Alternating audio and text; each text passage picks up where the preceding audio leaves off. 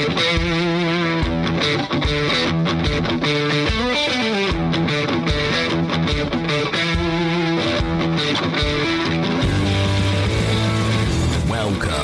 to the Fantasy Footballers DFS Podcast with your hosts, Kyle Borganoni and Matthew Betz. Welcome in, DFSers. It's April, and maybe you're asking yourself, why is this in my feed? Why is this showing up in my feed? But we're coming hot because it's that time of the year. We need to talk about the NFL draft. We got to talk about all the things that we've been learning in the offseason. I'm here. I'm Kyle Borganoni, and I'm here with my boy Matthew Betz. Betz, it's glad to be back. God, this just feels right. This just feels right to be back on the mic with you, Kyle, man. It's been a sad couple of months. I've had this void in my life. We haven't talked about DFS. We haven't talked about high-level strategy. We haven't talked betting, BestBall, any of that stuff.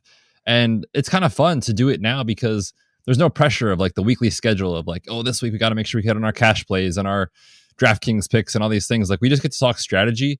And I love that more than anything, especially because I can't name another DFS show. Yes, a DFS show that's going on in April. I mean, are we out of our minds at this point? I think we might be, but I hope it gives our listeners a leg up on the competition. You're doing your homework now before the season is even remotely close. So I'm excited, man. This is going to be a fun year.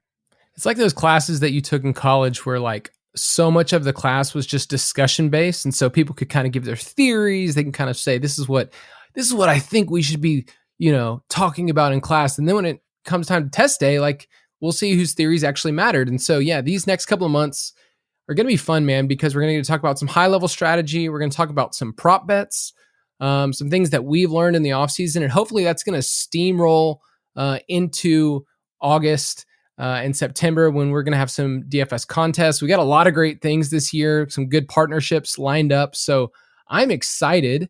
And so I wanted to start off, Betz, and kind of unpack that question. Why are you and I doing a pod and providing content right now for a DFS podcast if we know the first game isn't until early September? So for you, why are you pumped to record and just get on the mic? Well, the biggest answer to this question is why are we doing this? We're crazy. That's the answer. I mean, we're nuts about football. We're nuts about strategy. We're nuts about all the things that go on behind the scenes for you to be a successful DFS player, potentially if you're a gambler, if you're into sports betting, if you're into BestBall, those kind of things. It's so easy to get kind of lost in the weeds. June, July rolls around, and you're like, oh crap, I have my draft coming up. I have a BestBall draft that I need to do, all these things. So if you're ahead of the competition and you're into it now and you understand kind of how the market is unfolding, you get to have that advantage on people that you're drafting against and really kind of get to start the DFS prep now. So that's why I'm so excited about this. This is kind of an idea that we pitched to the guys hey, how would that be weird? Would that be crazy if we did this in April and we started this in the off season? And, they said yes. And then we kind of convinced them that it was a good idea. And here we are. So yeah, man, I'm excited to talk about these high level strategies here moving forward. And I think, honestly, you're bearing the lead because about a month ago, maybe it's a little less than that, you got to announce that you got to come on at a bigger capacity as lead writer, injury experts with Fantasy Footballers. So you and I get to interact, even more than we did last season. You're part of the Ballers team more than just a writer. This is something that, you and I get to live and breathe and figure out what content's good, figure out for DFS and plan. So part of it was you and I just wanted to tag team and continue what the Ballers do so well. We wanted to be able to provide year-round content. And we think apart from just DFS, this is a DFS show, there's so much more that goes into the strategy. There's so much more into learning theory. And so some of the things we'll talk about today is what we've learned in the offseason. What are the things that you and I have already pieced together? February, March, we're in April right now, and we'll get to talk about some of those things. But I'm just excited for you and I each week to talk about some of the things related to what we're seeing, and things move in the market. And we'll talk about a couple of prop bets that you and I really liked, and things have already shifted a lot. So I really, dude, I'm just excited to talk about football. It's going to be fun, man. It's going to be a great season. I'm really excited to have our listeners along for the ride. So let's get to it. All right. If you want to follow us, you can follow us, Betz at the Fantasy PT, and I'm at Kyle_Borg. You can go on iTunes, subscribe and review. And another way we just want to kind of unpack what we do is this year, the Ultimate Draft Kit has this special edition called the UDK Plus. And we're going to get to provide not only DFS content, but this year we have a Dynasty Pass that Betz and I have gotten to give some energy to. We'll have another update after the NFL draft. So there's a ton packed in the UDK, but this year you get the DFS Pass as part of that package. So really you get all of this in one. We'll keep referencing it, but we're going to add so much to the DFS Pass this year. So there's so much that I think you'll want to get your hands on, and more than just the articles, more than just our picks. There's just going to be a lot of things that we get into. But I wanted to start off this first episode kind of unpacking a little bit more about you, Betz. So I'm calling this segment Betzapalooza. He's so hot right now. I don't think I was wondering where that was going. I had no idea. I couldn't get a Betzapalooza drop yet. But there's a lot of good puns that you get with your name. And this segment is a chance for the listeners to just kind of get to know you even more. They've kind of got to see your writing, see you on the Injury Blitz podcast. But some of these are fun. Some of these are fantasy related, but we're going to do a couple of just like quick fire questions. And then later in the episode, we're going to talk about what we've learned and then our favorite prop bets that you and I actually took for the NFL draft. So we actually have a little bit of money on the line for this. So first question, Betz, you ready? Oh, I don't know. Okay, I'm ready. All right, this is real simple. Give me your most awkward middle school moment. All right. Oh, it was sixth grade. This was a rough year for all of us that are in sixth grade. It's a weird year. You're awkward. You don't know your body. You're sort of learning how to be cool around your friends and around girls. Oh no! Oh yeah, my sister. I let her cut my hair. I was desperate need of a haircut in sixth grade, and I remember it was like right before the start of school. God, I looked like Lloyd Christmas from Dumb and Dumber. By the time she was done, it was so bad. I had to enter middle school with this haircut and just be so embarrassed the first 2 or 3 weeks before it actually started to grow out. I think from the second I walked into school and then had to take the hat off, and then the second I walked out of school, the hat went back on. So I was just in hat mode for 3 or 4 weeks straight. That was rough. And I'm surprised I actually had friends. So that was a rough time for me. Kid's always wearing a hat, Mom. This guy's kind of awkward. God, it was bad, man. It was so bad. And I never let her live it down too. I always we make fun of each other all the time as siblings. And when I'm home for the holidays and stuff, I'll give her a hard time. And she's like, well, you moved. I'm like, yeah, well, even if I moved a little, like you shouldn't make me look like Lloyd Christmas with a bowl cut. It was so bad. That info got passed on to your next school. Yeah. The thing is I had my peak moment in fourth grade. It's when I actually thought I was cool. I'll be honest. I was a pretty cool kid in fourth grade, star of the school play. Like, yeah, I was kind of a big deal, but that was the peak. So if you peak that early, because there's kids that peaked in middle school. But what you're saying is you haven't hit your peak. I think I'm still trending up, man. 29, about to be 30. Like I'm on my come up right now. I've been going downhill, but I'm doing all right. All right, next question. This fantasy question. Give me an under the radar wide receiver this year. Under the radar, meaning probably not going to be in the top 15 or 20. Ooh, okay. I didn't know that criteria coming in, but thankfully I picked a wide receiver outside of the top 20. In fact, outside of the top 24 in Underdog BestBall ADP as of April. That man is Cooper Kupp, who is currently going as the wide receiver 25, and he is getting the best quarterback he has ever played with in an offense that is going to unleash Matthew Stafford with Sean McVay. So I'm very, very excited about always Robert Woods. I mean, he's always the cover boy for underrated guys, but Cooper Kupp, I believe, is going to have fringe wide receiver 1, wide receiver 2 upside this year. And if you're getting him to me in a situation as a wide receiver 3 for your roster, all about Cooper Kupp this year. Yeah, his major issue was just lack of touchdowns last year. And so, yeah, that's probably going to dock him for a lot of people. So, yeah, in best ball, if people are all about Stafford this year, which did you see Stafford's like for MVP bets? He's like fourth highest. That's pretty wild. Do you know what the latest odds are?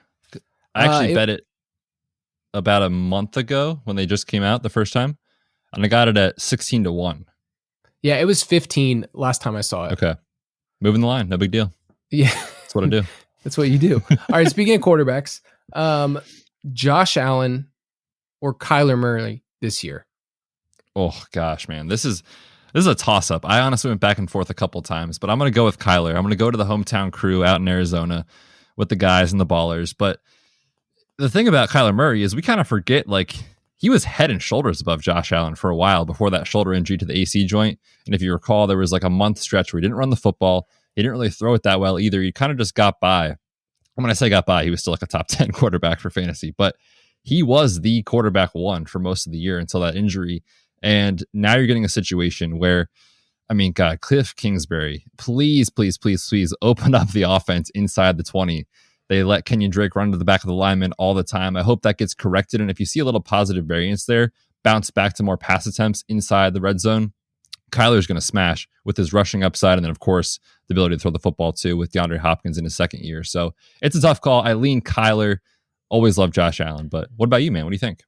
I'm probably leaning Kyler just because the way that the Bills ran their offense last year, they were running at 4 wide receivers at just such a high clip. I don't know if they'll be able to run the exact same offense. Like, it'll be interesting to see what they do in the draft. I just think Kyler's due, and he's going to be cheaper. So that there's just a lot there that makes me want it. The thing about quarterbacks this year, you can't just subscribe, especially in redraft, to I want to take quarterbacks late, because quarterbacks overall are being pushed up, like overall for ADP. So when we get into some of those best ball shows, I'll be interested to see where these guys go, because Josh Allen, last time I looked, was 39th overall. So you're going to have to get him in the mid third, early fourth round. Like, that's just not where I want to pick a quarterback unless you're stacking. Like, I get it if you went Diggs and then you got Allen, like, I understand, but that's just a little early for me. So I like Murray just on a value standpoint, but quarterback ADP, you can't bank on what it's been in the past. It's going to be different this year. All right, let's mix this one up. I'm going to ask you a question about Monica. It's your wife. Tell me something that Monica is really good at that you aren't. Many things, several things, countless things. I'll go with the two biggest ones that come to mind. Cooking. She is a great cook. I am like, I'll cook well enough to eat and be satisfied. And it's like, I'm fine. Like, I'll slap some veggies and rice and a piece of chicken together and like, I'm good to go.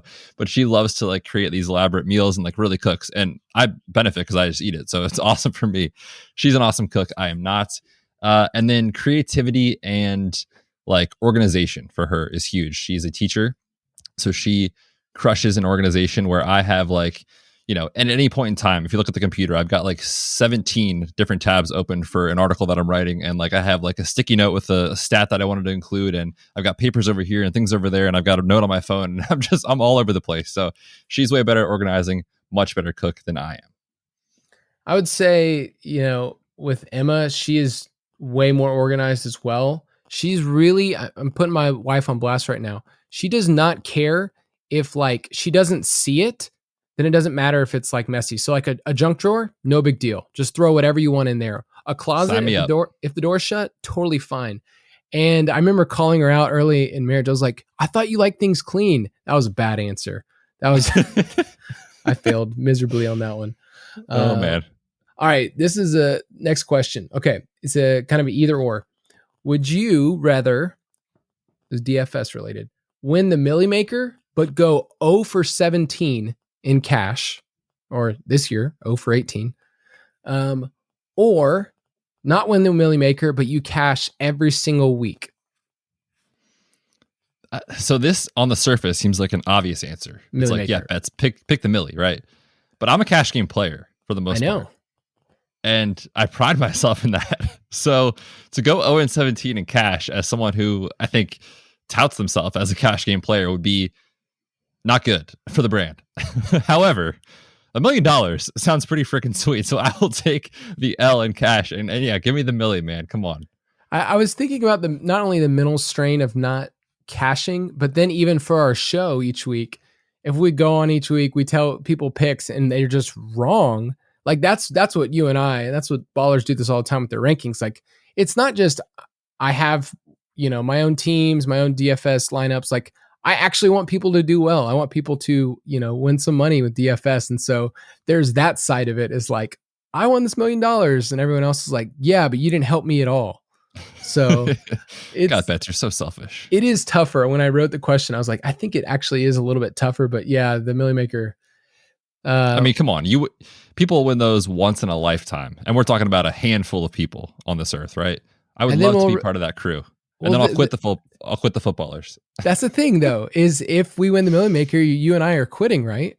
Oh gosh, yeah. Give it in my 2 weeks the day after. All right. Next question. Give me a team that is awful in the NFL, but we'll be talking about for DFS in 2021. And last year, we talked about the Broncos. I don't know if you remember a lot at the end of the season because they kept being in games that were over 50 totals. So any team that come to mind?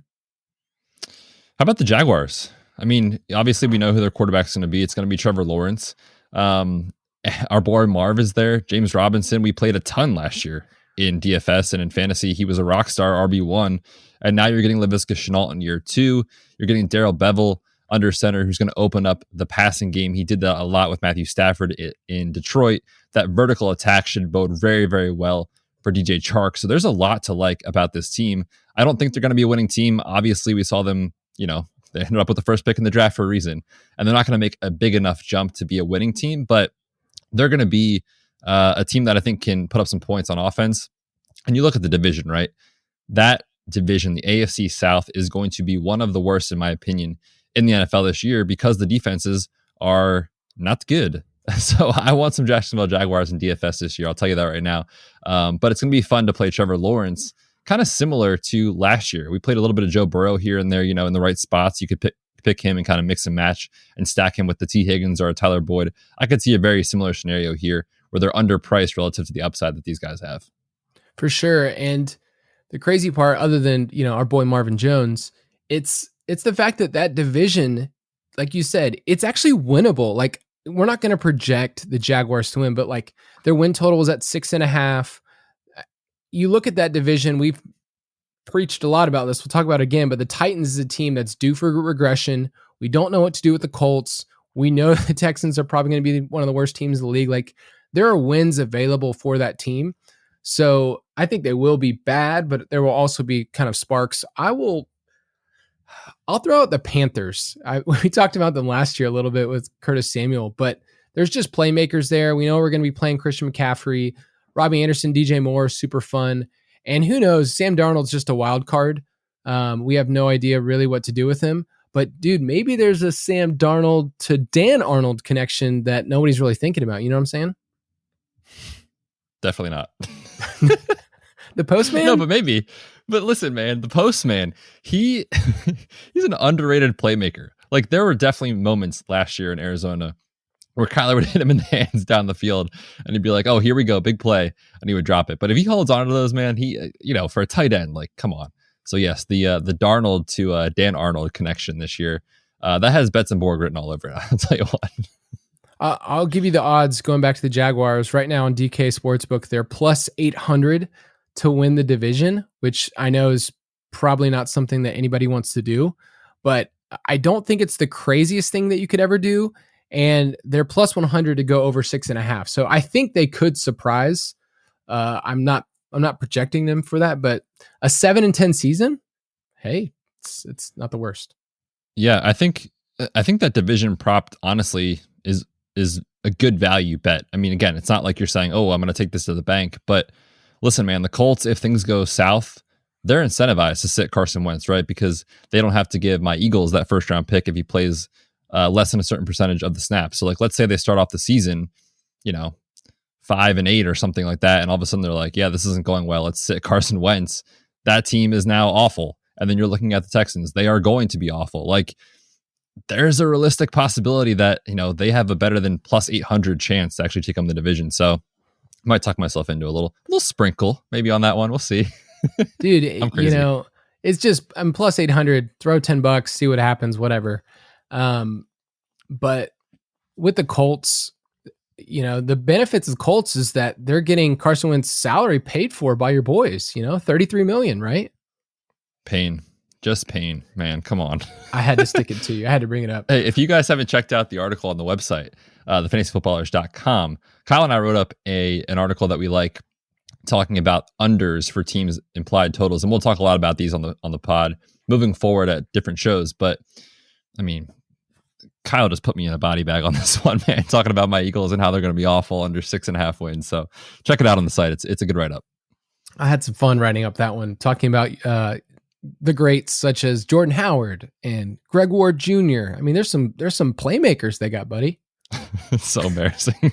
All right, next question. And this is perfect for you, your expertise. What is something that people commonly refer to injury-wise that bugs you beyond just the label of, hey, this guy's injury prone? Was there anything injury-wise that you're like, I see this on Twitter, I see people bring this up, and it just bugs the crap out of me? Yeah, the injury prone label is probably the biggest one. It's the most obvious one. But I think on top of that, people get these projected timelines in the recovery and they sort of take it to the bank. It's like, oh, so-and-so has a ankle sprain or an MCL sprain. Like they'll be back in 2 weeks. And fantasy managers, DFS players, like they take it as fact, when in reality in medicine with rehab, there's usually a range of outcomes of this is the best case scenario. Here's the worst case scenario. And it can be anywhere in between in terms of a recovery timeline. And the tricky part is, these guys that are reporting it, the big wigs, right? Shefty and Rap Sheet, like they're getting these things from sources that are, they're close to these players, but they don't really know what's going on in the trading room. So it's always a little tricky and can be tedious when you hear those reports of being like, he'll be 100% in 2 weeks. It's like, well, he might be like 75% in 2 weeks, but I don't know that he'll be ready to commit to being, on the field the way you want him to be. So that's just one kind of word of caution. I see that all the time, and I just want to give more information, which thank goodness we have the Injury Blitz podcast to do that. So check that out at jointhefoot.com. Dude, that's the kind of insight that I would encourage anyone. You're not going to find that anywhere else. You're not going to find it in terms of bets telling you like, hey, you hear this timeline, here's other scenarios, because you can't just bank on 4 weeks, 5 weeks, whatever you see. So you're good at giving a range, and you get to give that information to the Foot Clan. All right, a couple more questions, and then we'll hop into something else. For your birthday, what meal are you eating? So you're like, hey, this is me. I get to pick for my birthday. What is the meal that you are picking? Yeah, so some people know this about me. I am a very, very, very healthy eater, very strict all the time throughout the week. However, on my birthday, I'm going all out, man. I'm going a nice steak dinner, or I'm going a burger with fries as a cheat meal, because you got to live it up. There's a place here where I live in Vermont that I absolutely love. They've got a burger that's got like bacon, a fried egg, all sorts of good stuff on top. So usually my wife and I'll go there and we'll live it up. So that's my cheat meal for the year, pretty much. They let me have one. Yeah, and I love it. I think about it all the time. Nice, dude. For me, it's sushi. I love sushi, and I think about it a lot. And I think about it a lot. People treat me to sushi. Like if I have like a family member in town or an old friend, like people know that I like sushi. So, all right, 2 more. Give me an article of clothing that you cannot pull off. So we know Fantasy Footballers Jason cannot pull off a fedora. If you remember a couple years ago, he had Fedora Week. Oh, yes. Didn't look so good. Don't get me wrong. Sometimes Jason can pull off a lot of stuff, but not a fedora. So what about for you? Yeah, I don't know if the specifics of the fedora is what I would say for me.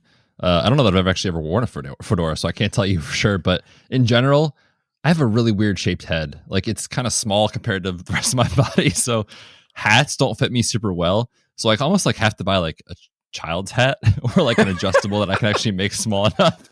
Otherwise, it just looks super awkward. The brim's too long. Like it's a whole thing. So, oh man, I look rough in hats. Baseball hats specifically. So you got to go to Gap Kids instead. 100%. But the nice thing is it's cheaper, so we all win. You've just been telling people for years, like, dude, I'm saving money here. This is a child's hat. This is totally fine. I'm not worried about this at all. I can't really do a scarf. I feel like I'm from the South, and so they're not as common, but I just feel like I've never been able to pull off like a really good scarf. I feel like if I was in Hogwarts, then it's kind of like I would be open to it, but I'm not, so I don't. But I'm not. All right. You said that. Last one. Give me your favorite and your least favorite bets pun, because they get used a lot and we're going to keep using them, especially talking about bets in general, like wagers. So give me your favorite and your least favorite bets pun that, I mean, I'm assuming you've heard some of these for a lot of your life. I have. And there really aren't that many that I don't like, because oftentimes people will think of a new one that I'm like, oh, I never thought of that. So I do want to give a good shout out to our boy, Jeff Greenwood at the Fantasy ENG, which stands for engineer, on Twitter. He's a writer for us here at the Ballers. He says, hey, we need some bets swag for the Ballers. We get a t-shirt with these on. And he lists his favorites. So I'm going to read those. Place your bets. If I were a betsing man, no one bets better. Married to the bets. Don't forget your bets. And then we have a string of comments. Hedge your bets, bets the house, save the bets for last. Bad habits. You're the bets around. Nothing's ever going to keep you down is a fantastic one. So there's a lot of good ones out there. I don't really have any ones that I don't like, because usually they make me laugh, and I go for like dad humor and stuff. So those are easy ones to make me laugh. So I love all those that were in the comments there. Yeah, I'm still messing around with what's going to be perfect for the show and whatnot. But if you like one, if you listen to the show, throw it out to us. Hit bets up on Twitter at the Fantasy PT. That would be so good. Hold on, I gotta read. Checking in with the wise guys. Go for it, dude. Go for it. I gotta read one more. I'm sorry. That was bad timing. This one is fantastic. I like big bets, and I cannot lie. Dude, that I'm gonna have to get that drop in, and I don't know if it's gonna be safe for the kids, but not. Yeah, Sir Mix-a-Lot. We already talked about Mike. We already talked about Mike Glennon on here, man. At this point, it's all bets are off. There you go. It's true. There it is. That's true. So the drop talked about listening to the wise guys, and we're going to kind of do this during the off season, where Betz and I talk a little bit about what we've been learning. And really, this is a chance for us, and us meaning not just us two talking on the mic, but for us as a group, you listening wherever you're at, on the toilet, or you're on a run, wherever, the two places that people listen to podcasts, maybe in the car, to just kind of be in a forum where we get to learn. And Betz and I started this really cool thing, guys. Let me tell you, a book club. And it got wild. Things happened. And really what this is a chance for us is to hone in on a craft, to learn some stuff. And so we have some books and some, different YouTube things that we would love to recommend if you kind of want to jump in with us during the off season. It's the perfect time to kind of get a 10,000 foot view of how does sports work? How does forecasting work? How does, predictions, all of those things. There's not just I have a gut or there's a good matchup. There's so much more to it. And so we'll first kind of just quickly talk about some ideas we learned from a book called Super Forecasting. And there's some really sharp people in the industry. I want to give a shout out to Matthew Friedman, Action Network, smart dude. I feel like I've learned a lot from him, but recommended this book, and Betz and I got to read it, and really just want to give a couple of quick points. And we sound super smart when we talk about it, but really it was just us just saying like, what do you think? So Betz, any quick thoughts you want to give on this?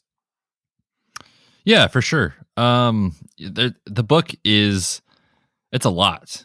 Like, sometimes I would have to kind of go back and read a couple of things twice, because it's sort of this, idea of like being able to forecast what's going to happen in the future sounds crazy, right? And there's a reason people are wrong all the time. It's the reason weathermen are wrong all the time, is that nothing ever has 100% accuracy. And that was kind of my takeaway from it. The overall big picture is like, in DFS, in fantasy, we all fall in love with players, and we fall in love with takes, I'm trying to think of a good example. For me last year, it was Terry McLaurin. Like, I had zero doubts that he was going to finish inside the top 15 at the wide receiver position, locked and loaded. Don't even think twice about it. And I kind of missed like the whole like, yeah, well, Betz, if you're forecasting that forward, like, don't forget to think about what probability chance there is that it doesn't happen, and here's how it can go south. So I think trying to, kind of take bias out of the equation and try to look at things from more of an analytical view, to me, was the overall take-home message that I got. And I'm really excited to implement that into the sports betting market, into DFS, into BestBall, into all those things. So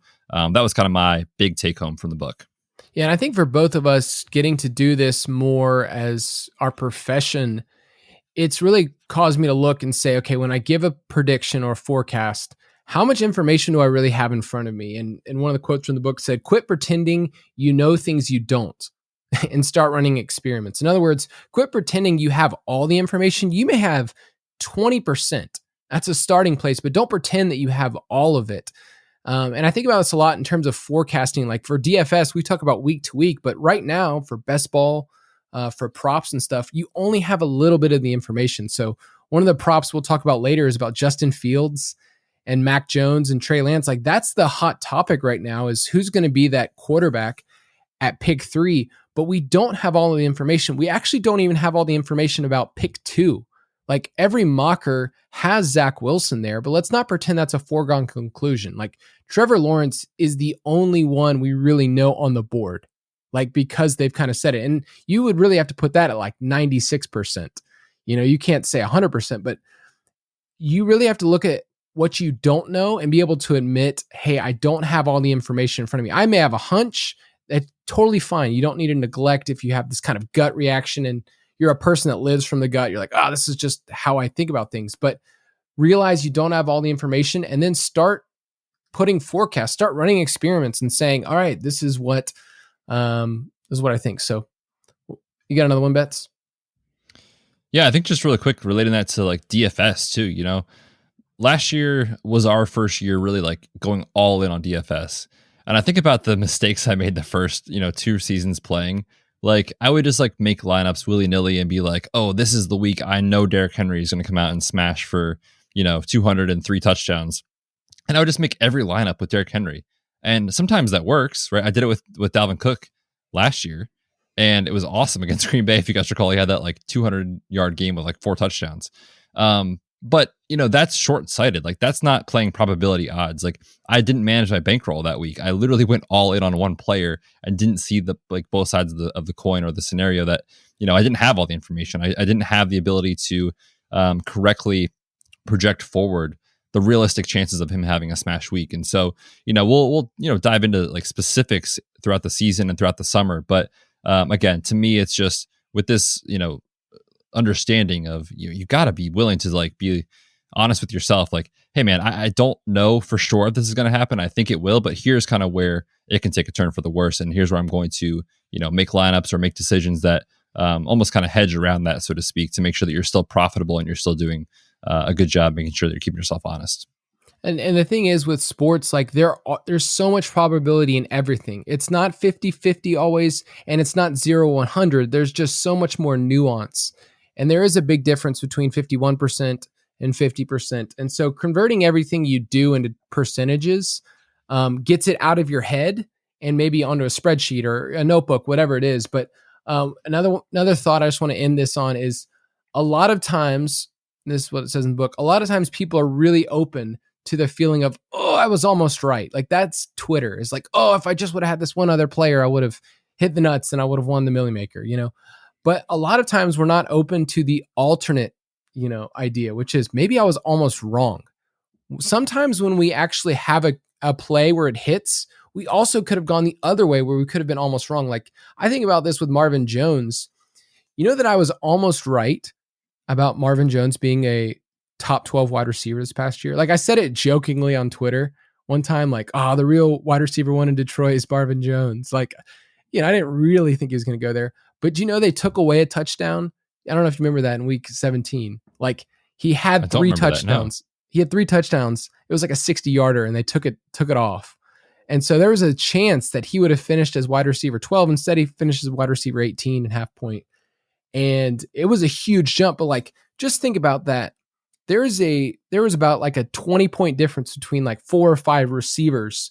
And if we're open to it, we could also see like there's a wide range for these players and their outcomes. So you need to be able to humble yourself and say, there's a scenario where even though it looked like it was right, I actually could have almost been wrong. And that actually allows you to not have as much hubris and say, oh, I called this. Like, okay, well, it worked out well this time. But using that same process might not work next time, which is why we always talk about process and results. So we'll get to talk more about some of those ideas. And if that's kind of like high level stuff, we have articles out on the site to talk about some of those strategies. But let's quickly preview some of the content we're going to be rolling out over the next couple of months, and then talk about some of our favorite draft prop bets that you and I just laid some cash on recently. So April bets, let's talk about what we're doing over this next month. April's going to be fun. We got some NFL draft props that we'll talk about today. We'll probably do another show or a segment on the show about that in the future, being more detailed about it. And then, the NFL draft will be here in 2 weeks. We're going to talk about win totals, who we like to get the over, who we like to hit the under, futures bets, MVPs, things like that, division winners, etc. So April is going to be a ton of fun. And then after the NFL draft, we continue in that and we basically see, okay, what changed? Do we still have the same value on a team that we loved going into the draft, or have they gotten better? Have they gotten worse? Like where are things at? So that's kind of what the short-term outlook is. And then I'll get back to you, Kyle. What does the summer look like for the DFS show? Ooh, the summer is the summer of best ball, because that's when a lot of people are getting excited. We know where those rookies are going. We're getting a lay of the land of these teams. After mid-May, we actually know the schedules, and that's like one of my favorite times of the year. I always release an article where I talk about 10 insights of the NFL schedule. Betz and I have actually already gone through the schedules for each team, which was super fun. 272 games, Betz, we looked at. And so we know, 18, baby. We know who everyone's playing. We don't know the order right now. So we'll get to kind of unpack that. But June and July is super fun to talk about best ball. We'll do some mocks on here, talk about some strategy, different best ball values and whatnot. And then in July, we're just going to get into DraftKings and FanDuel and look at some historical stuff and say, okay, what's actually made good lineups in the past? And you and I will kind of unpack, like, how do you build that? What are some different strategies and things you can employ to get different in tournaments? And then in cash, like, what are the shortcomings that you and I have had and people often have? But I'll also say this, but before you finish and talk about August, if you're a person that's like, I don't bet, like, I'm not in a state that can do that. I don't really want to put in money. A lot of what we're doing is just talking about forecasting teams. We're talking about football. We're talking about teams and players from just a high level point of view. And you can use that information as like actionable. I can actually say, hey, I want to put down money on the Falcons for this reason. But this is more about us talking about football from a broad point of view. And you figure out how that can help you. It's going to help you in best ball. It's going to help you in redraft. And it's going to help you in DFS this year. So finish it off. Talk about August. Yes, sir. August, we are talking tips and tricks for DFS, how to be a more successful player and how to win consistently, more roster construction thoughts and kind of ways to get unique on the field, but also kind of what's optimal. Are you, putting yourself in a situation where you're kind of galaxy braining yourself out of an optimal strategy and not really having an edge, even though you think you have an edge. We'll talk about that kind of stuff. And then we're going to talk showdown strategy. I wrote up the Thursday Night Football preview last year every week, which was a ton of fun. And I learned a lot about showdown in doing that. So we'll talk showdown strategy for Thursday Night Football, Sunday Night Football, and then of course, your Monday Night Football slates and how to attack that slate. Very, very different than a usual main slate. Yeah. So if you're wondering, hey, why are you guys doing this in April? Like, we've got a lot of content coming out and we think that's going to aid you in whatever you're playing and whatever you're interested in over the next couple of months. If you're one of those people, it's like, okay, I'm in a dynasty league. I'm in a home league. I'm excited. I want to play DFS. Like, what do I do now until September? Well, there's lots of different choices for you. And so we kind of want to give you that weekly kind of content. And this is kind of a tease. We're going to give you a tease for next week's episode where we're going to go further into the NFL draft.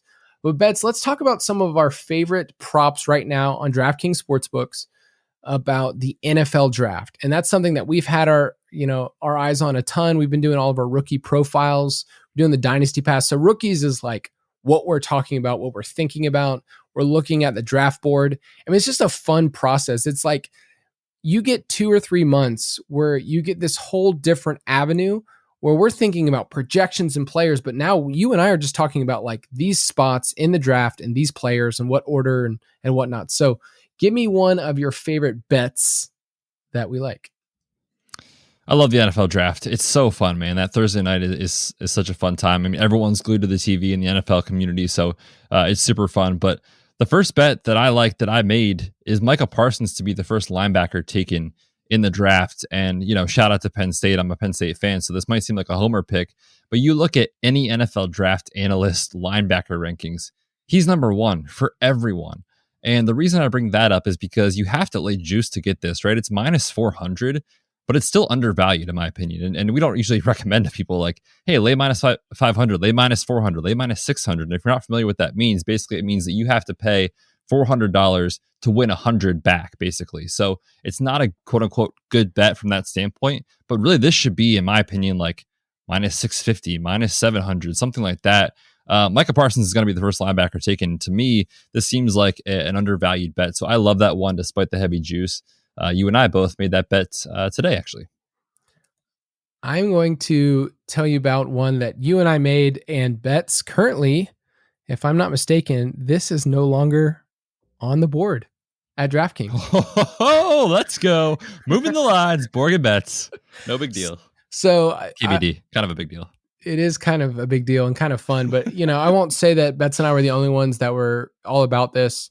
But the big news for San Francisco at pick 3 has been Mac Jones. Like that's been the information that Adam Schefter kind of shared a couple weeks ago, and people were taking it as gospel, and sports books, surprisingly, were taking it as he's the pick. That's just the way it is.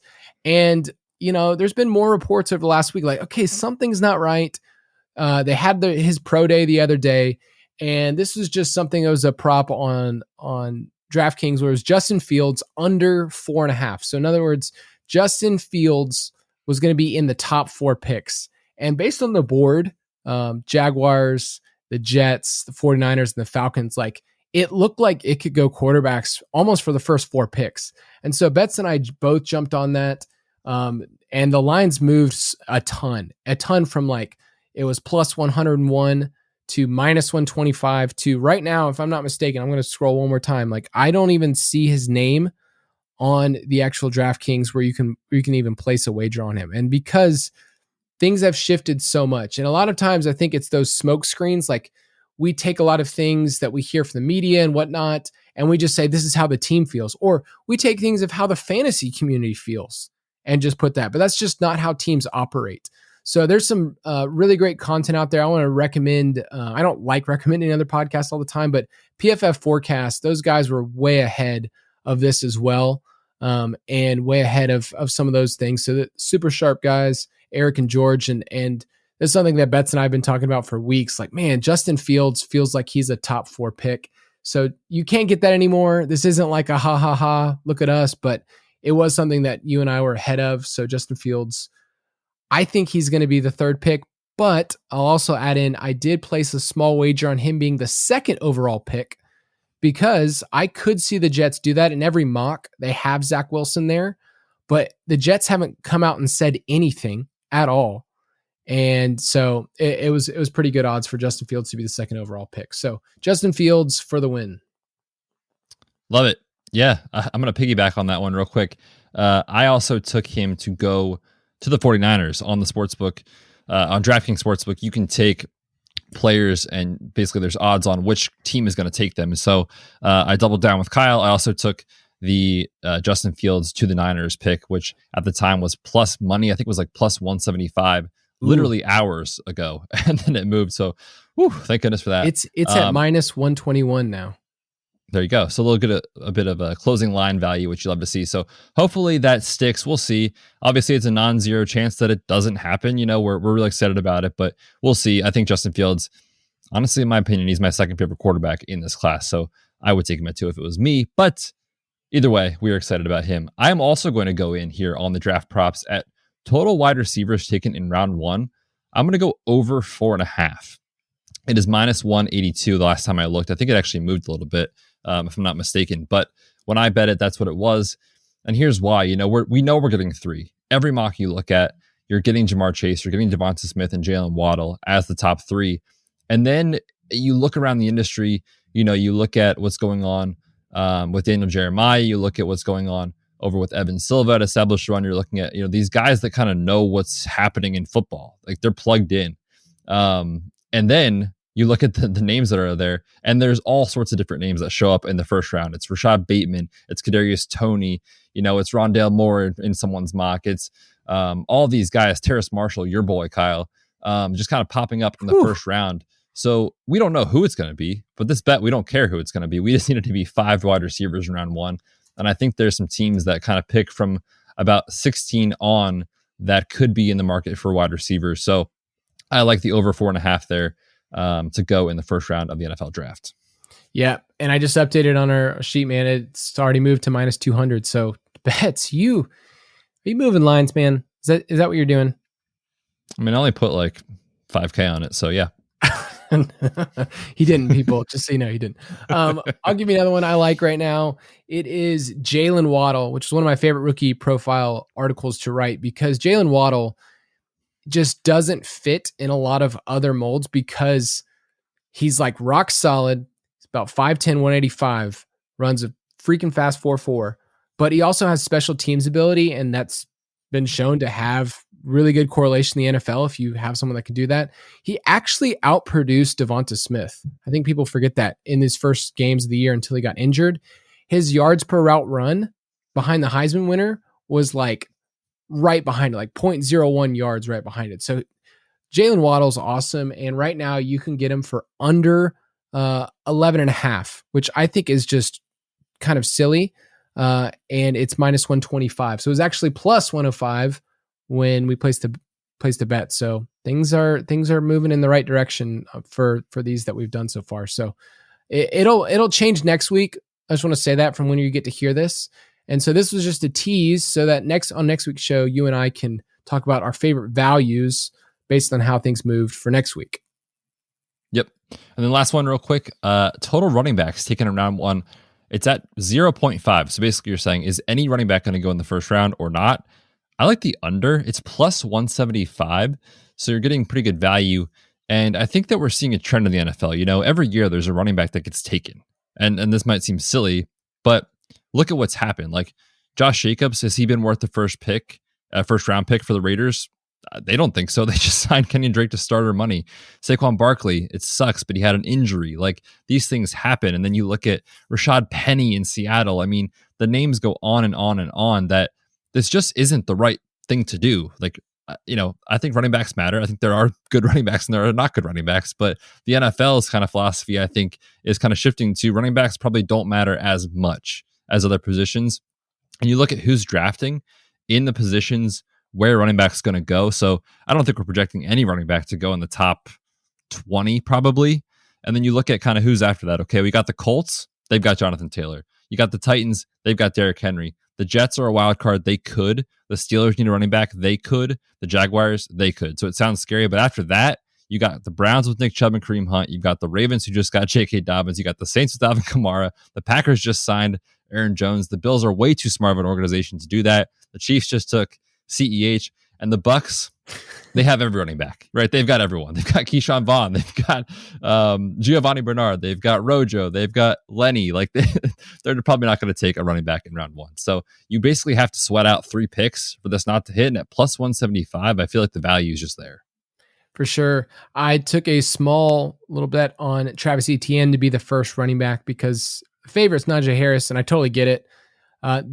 Realize this, when we talk about different wagers we like, it's not so much what we would do, like what we personally would do. It's just, what does the market say? And is there inefficiencies in the market? So with Justin Fields, that was one that it's kind of correcting right now based on some disinformation. And that's the hardest part with the NFL draft is there's a lot of opinions. There's a lot of mocks. There's a lot of people that just assume everyone's going to trade all the time. And it just doesn't always happen. And there's smoke screens. Like think about this with the 49ers. Like that's the team that everybody's talking about. They can say whatever they want and it doesn't matter. Like they can literally say whatever they want, put out whatever they want in the media. They can, leak things, whatever it is, because they ultimately want to do what's best for their team. And sometimes it's leaking really crappy information. And so that was my opinion. And maybe we are right on this one, but there'll be times where you and I will just kind of say, ooh, let's follow the trail.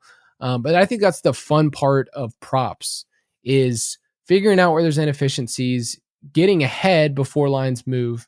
And it's just another part of forecasting. It's what we were talking about earlier. So it's fun for both of us to kind of look at that. And dude, I'm excited. So hopefully 2 weeks from now, some of these will be beneficial. So any last thoughts on some of these?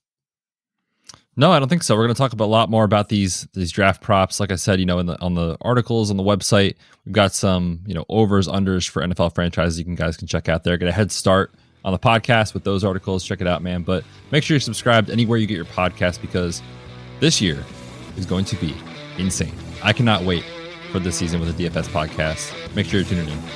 Yep. Glad you guys listen in. We're excited to be with you every single week. Hope you guys have a great weekend. Thank you for listening to another edition of the Fantasy Footballers DFS Podcast. Don't forget to visit us on the web at www.thefantasyfootballers.com.